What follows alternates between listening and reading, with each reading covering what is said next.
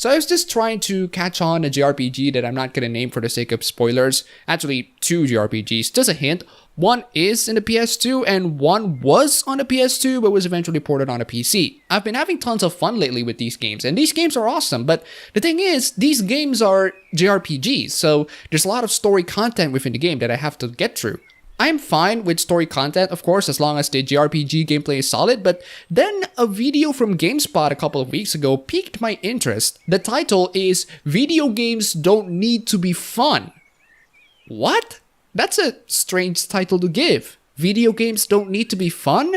Then what should video games be? And this brings us to the question of video games. Lots of people, especially in my last couple of videos, have been telling me that video games can be more than just entertainment. And my answer to that is, okay, what is the more?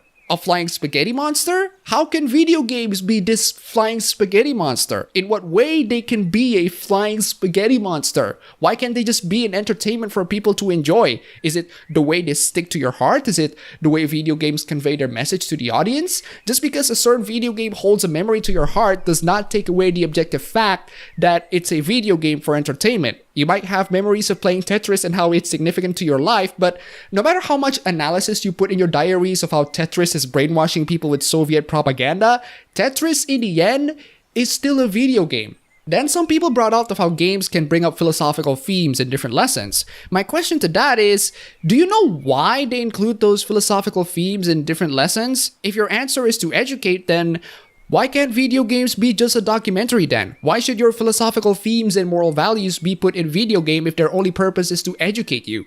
No, educating you is the least a priority, and it should be the least a priority. Why? Because video games is an entertainment medium, and whatever kinds of philosophical themes and lessons that you bring into those video games should do one important thing: support the entertainment. You can use your video games or any other entertainment medium to teach people things or values that you want, but the number one thing that you should prioritize is to have those values that you teach to be incorporated well within those entertainment mediums. Supply the story with your themes and values to make it more entertaining, because it's an entertainment medium first and always first. If it was just mere lessons, you might as well have a black paperboard and write, "Hey, banning dirty words is bad."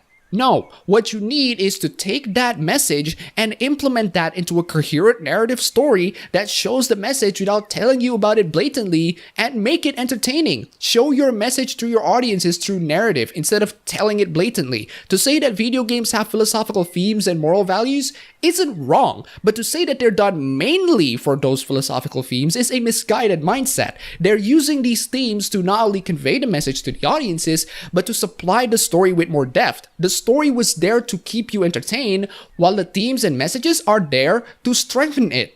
If you're going into more complex works, Silent Hill 2's deep themes and symbolisms are there to further enhance and make you appreciate and enjoy the Silent Hill 2 story more. Can it be made to teach you lessons about things? Sure, but what kind of lesson? That going to a desolate, foggy town is not a good idea?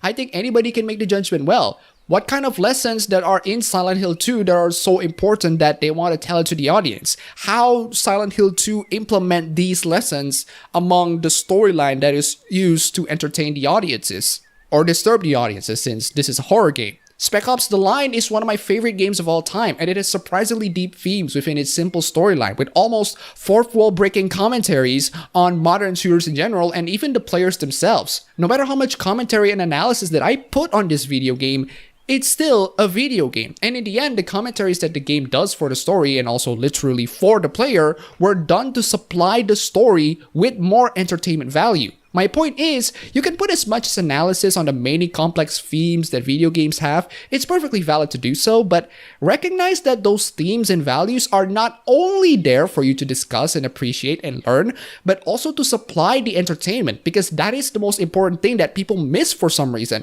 The deep themes and philosophical values within the games are there to strengthen the story, not there to be individual entities, and therefore, they're there to make games more entertaining. Hey, discussions and analysis on themes can be fun. Don't say that it isn't. Ask the Sherlock fans. And now, let's get to the video. It is May 7th, and I've already played 25 new games this year. And aside from 2 or 3 of them, they've all been fantastic. The last few months will undoubtedly go down as one of the strongest openings to a year in the medium's history. But when I look back on it, I'm not just surprised by the general quality of recent titles, I'm also struck by the sheer variety.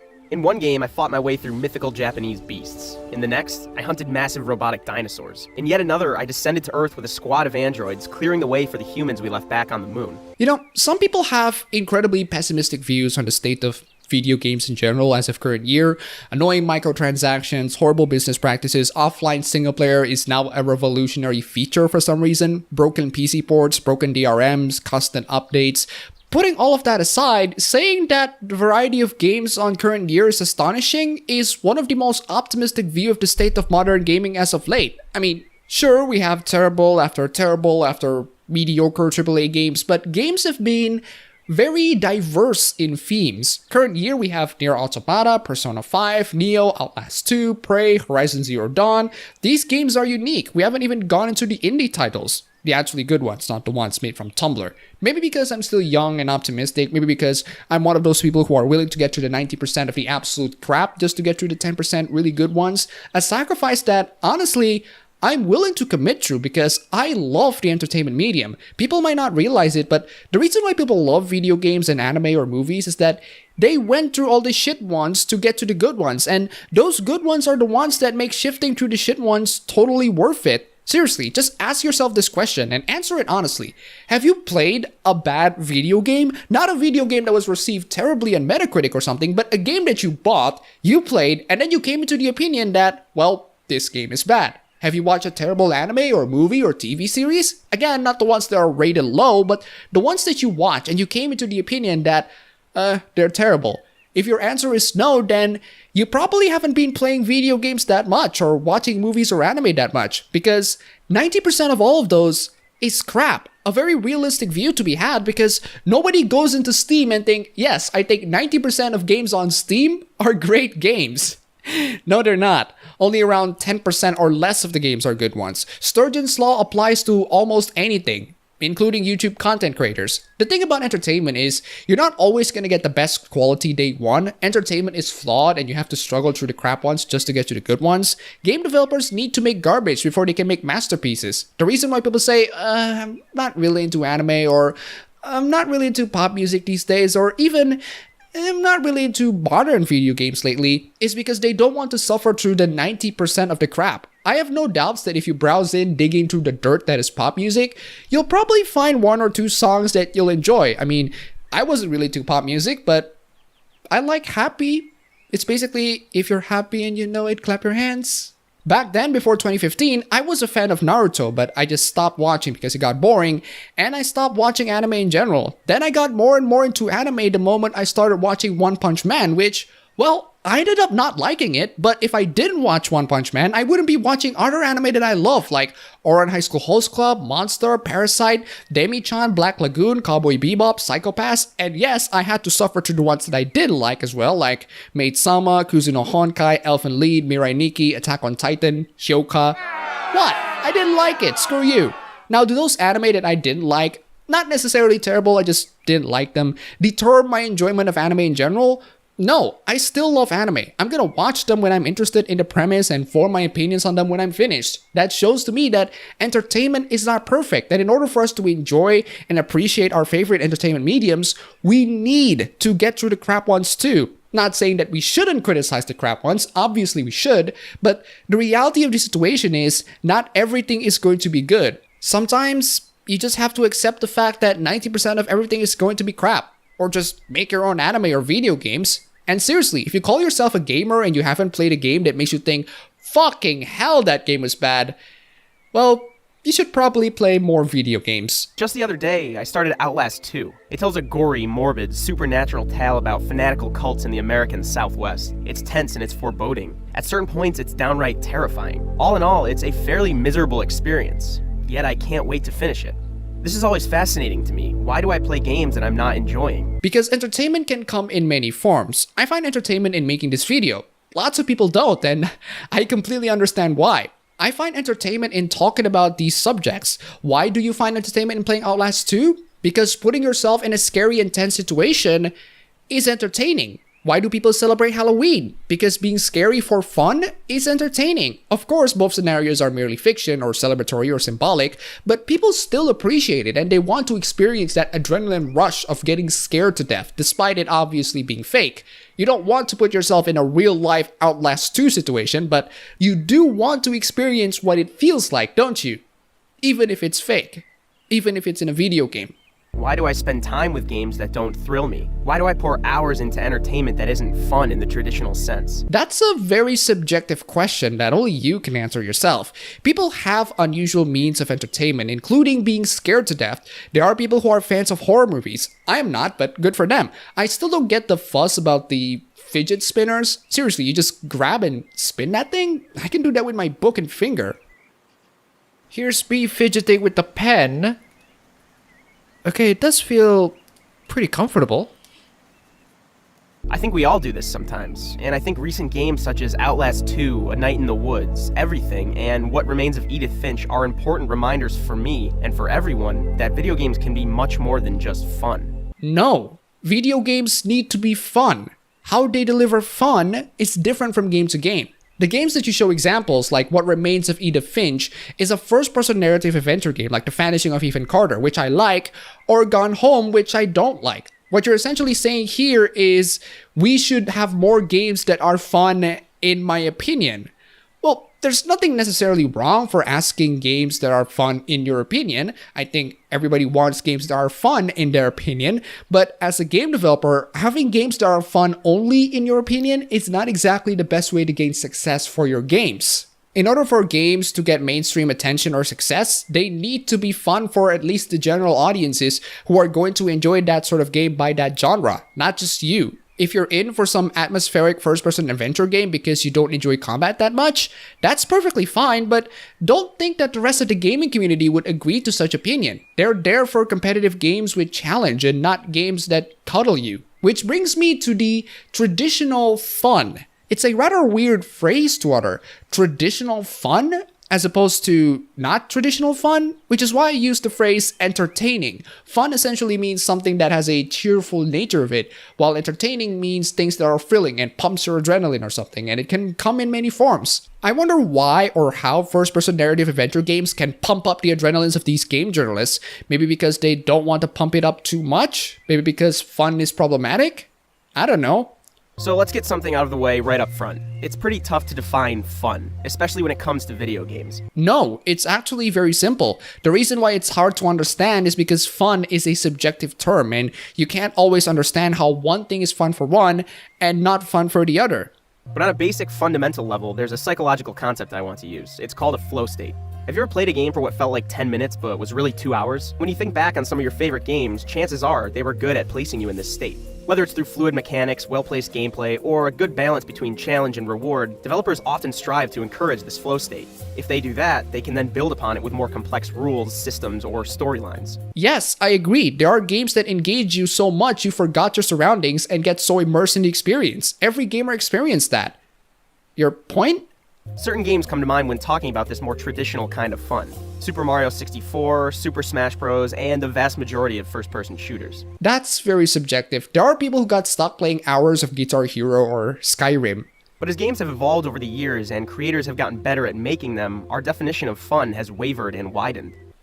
Not really. If you look at the most popular games today, Outlast 2 is a horror game. Nier Automata is a hack and slash. Persona 5 is a JRPG. The upcoming Tekken 7 is a fighting game. Injustice 2 is also a fighting game. Horizon Zero Dawn is an open-world action-adventure. Most of these games are following formulas that already works to entertain the common audiences. I don't think it's really widened if you just take a look at the most popular games in the market. They still have at least some form of gameplay in it. The indie markets, though, are definitely experimenting with things like atmospheric first-person adventure game without so much gameplay, which is not really of my taste and not really to everyone's taste because you're just walking around and someone tells the story at you. Not exactly the most riveting game, if you ask me. But as games have evolved over the years and creators have gotten better at making them, our definition of fun has wavered and widened. And this is a great thing. Oh yes, definitely. More video games for more people, more accessible games for more people, that's good. I have zero problem with that. It's just that asking people to accept your game for being not fun and accepting your definition of fun, well, they're not really particularly good ways to convince people, you know? Look no further than That Dragon Cancer. This is a tragic, powerful, sometimes beautiful story about parents doing their best to raise a son with terminal cancer. I'm not gonna lie, That Dragon Cancer is a pretty emotional game. A short game, but emotional too. I like it a hell of a lot more than Gone Home, that's for sure. And that is because you're actually in the shoes of the people who are experiencing the tragic event, while Gone Home puts you in the shoes of someone else who doesn't experience the tragic event. I don't think it's a game for everyone because the art style and graphics are too simplistic and could have had a lot more details. It looks very amateurish despite the underlying narrative being engaging enough for me. I do see why people praise it, but I also do see why people criticize it. Other games deliver negative emotions without such a linear story. Take something like XCOM 2. In its own way, this game makes use of much more than traditional fun. Through turn-based combat, deep strategy, and extreme difficulty, XCOM 2 conveys the pain of failure, as our favorite soldier dies because of a simple mistake. But it also encourages us to roll with the punches, to make the best of failure and move forward regardless. I agree, XCOM 2's difficulty makes up for the incredibly engaging and tense combat that puts your partners in jeopardy and you have to live through the horrendous consequences of your decisions. Which is why I say, fuck that, I want to kick some serious alien ass. Where's my trainer? Then you have Papers, Please. This game places you in the role of immigrations officer, and almost every step of the way confronts you with difficult moral decisions. You examine immigration papers, deciding who to let through, who to reject, and in the case of falsified information, who to detain. You can't talk about Papers, Please without saying the key word, glory to Artotska. But seriously, Papers, Please is an amazing game, but the key here is that Papers, Please has way more interactivity and gameplay mechanics than, say, Gone Home. You can actually fail in Papers, Please and get a bad ending.